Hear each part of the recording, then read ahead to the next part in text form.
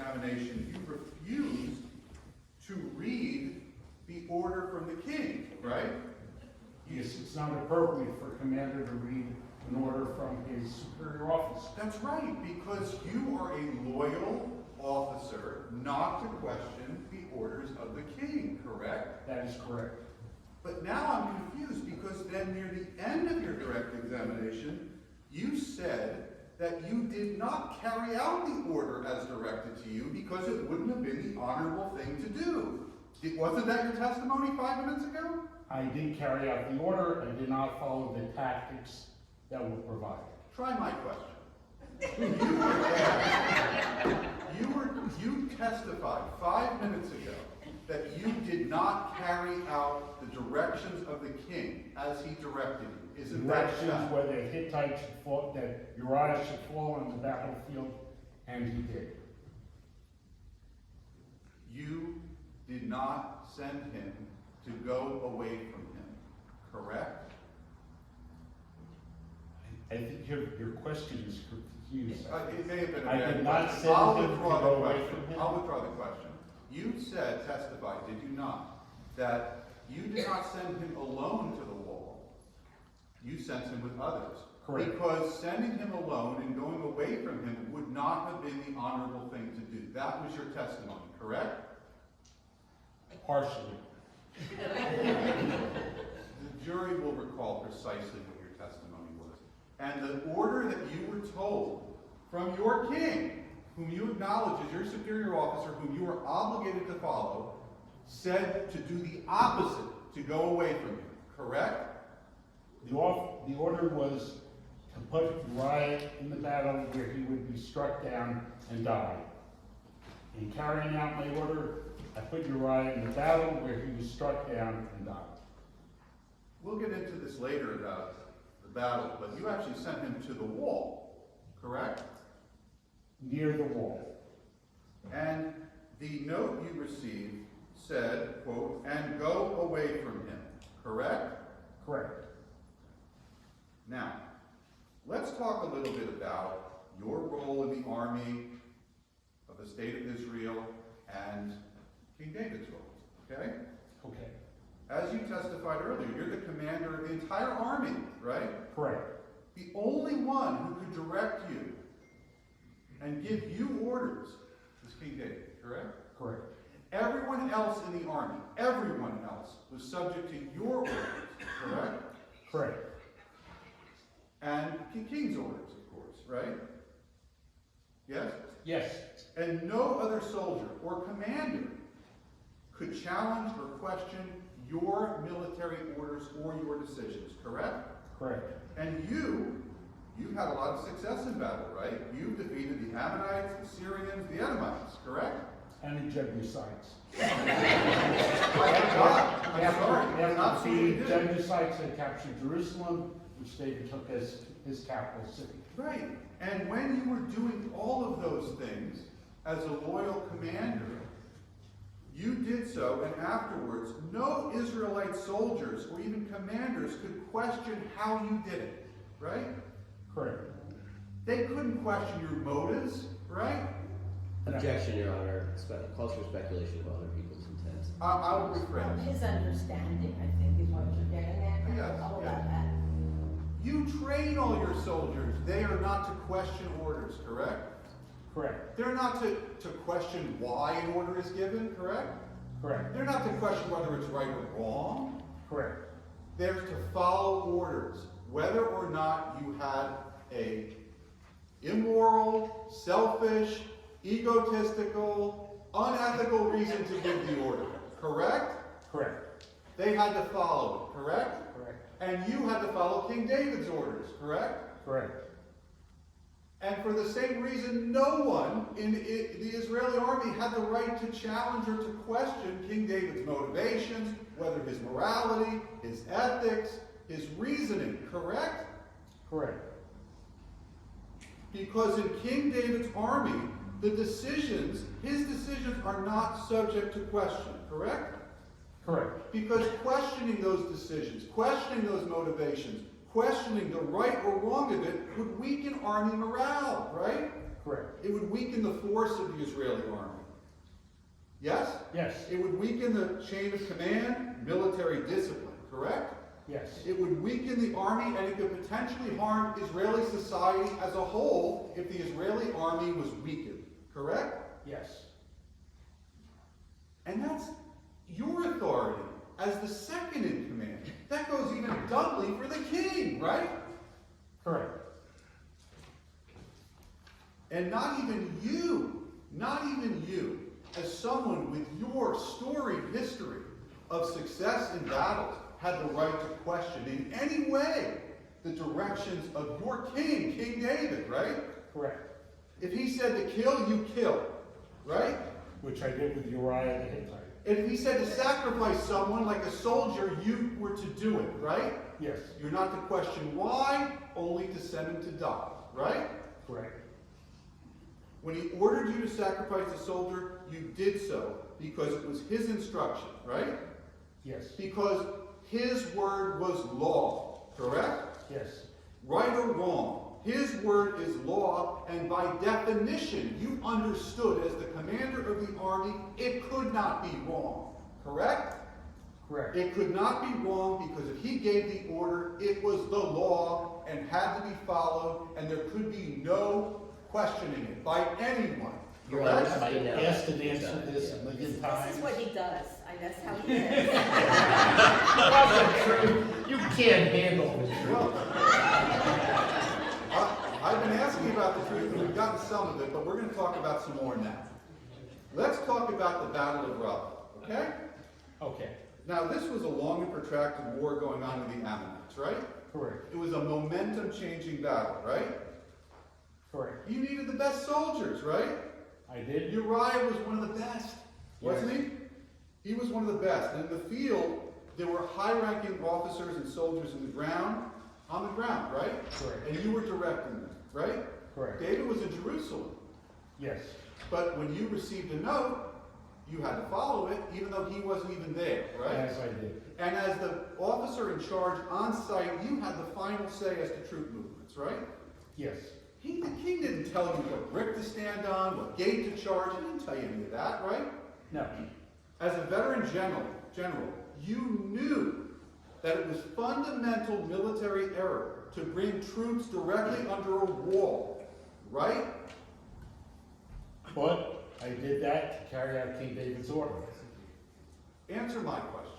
You knew it was fundamental military error to place soldiers under a wall. Are you questioning my command of my troops?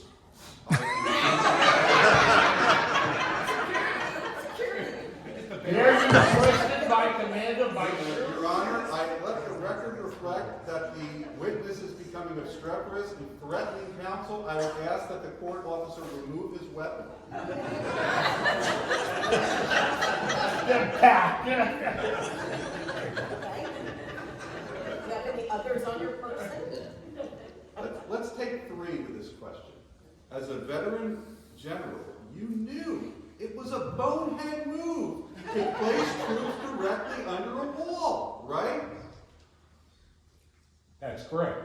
And that's because archers could shoot them right at the wall, right? Which is why I only did it because I was following the orders of King David.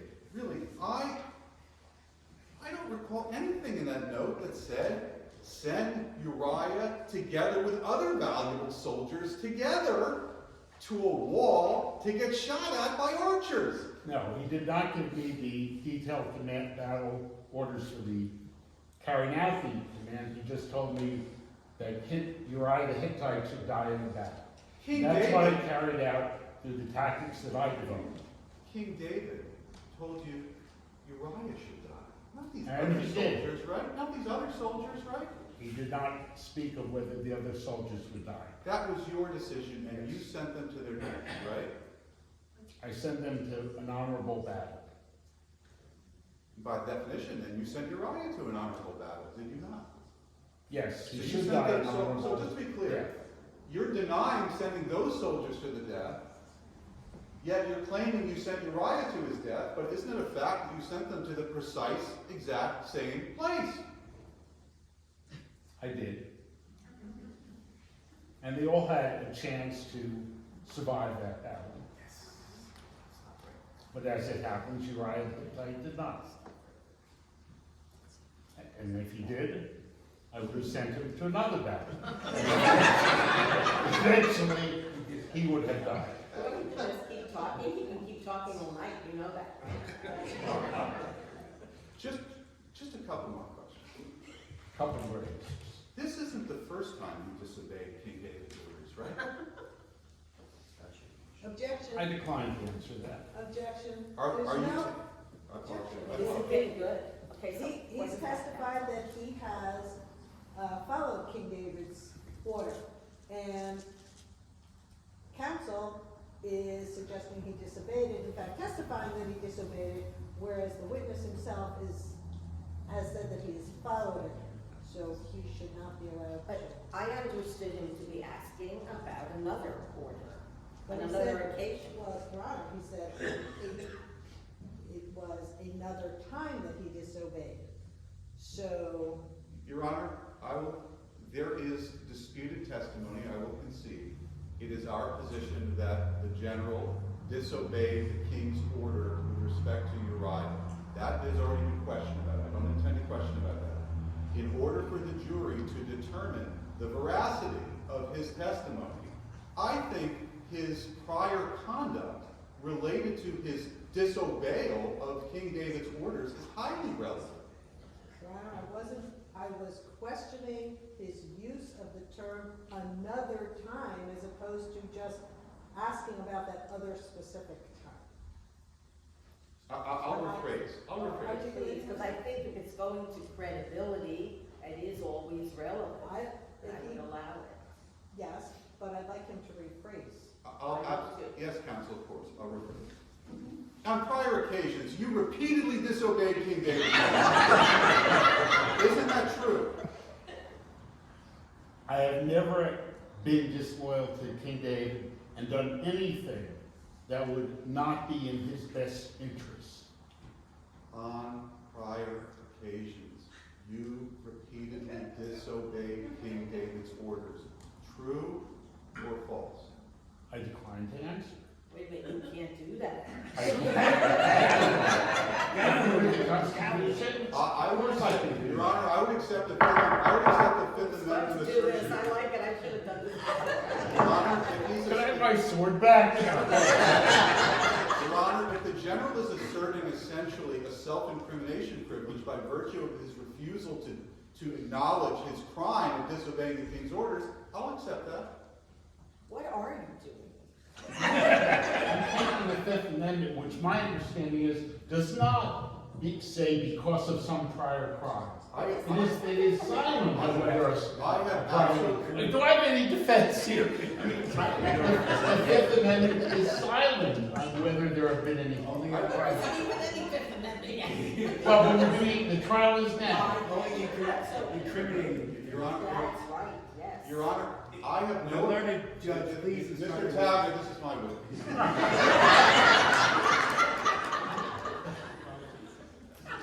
You are refusing to answer because your failure to obey King David's orders constitutes a crime in the state of Israel, correct? I have no counsel here. No, that's not why. No. No. You said you were asserting your Fifth Amendment privilege against self-incrimination.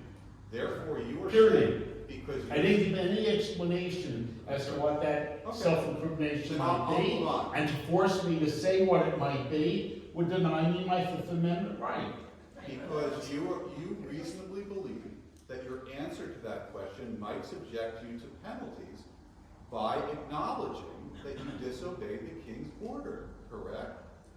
Well, I think that really would be contrary to the witness's assertion of the privilege to tell that. Okay, I'll move on. I'll move on. You killed Abner against the king's wishes, true? I killed Abner to defend the king's position because Abner was head of Saul's army, which was in effect trying to take Saul's position and take away the king from his throne. So to protect the king, I killed Abner. You killed Absalom despite the king's direct order to stab him, correct? I killed Absalom to protect the king. There was conflict between the king and his son. I did my very best to mediate the conflict, but when it became apparent that Absalom was a direct threat to the king's position, he had to be removed. Your Honor, in the light of the time of night, we'll stipulate that as a soldier, Yoav might have killed other people. But of course, that wasn't the basis of my question. My question was, you killed other people contrary to the king's orders.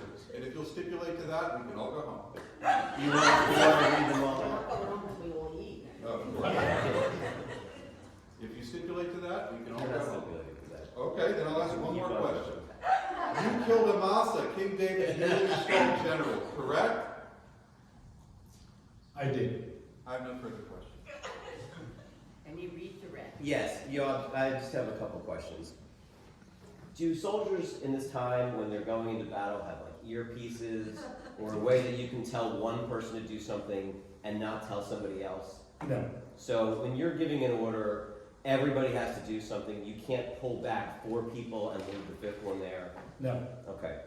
And what do you think would weaken morale more? Not exactly fulfilling the tactics that were spelled out in a direct order, or making it very clear and obvious to your entire army that one person was being sent to die? Clearly, just sending one person off to die would make the rest of the troops wonder what would happen to them. Will they have an army behind their back? And it would create tremendous, just lack of morale throughout the armies. Thank you. Nothing further.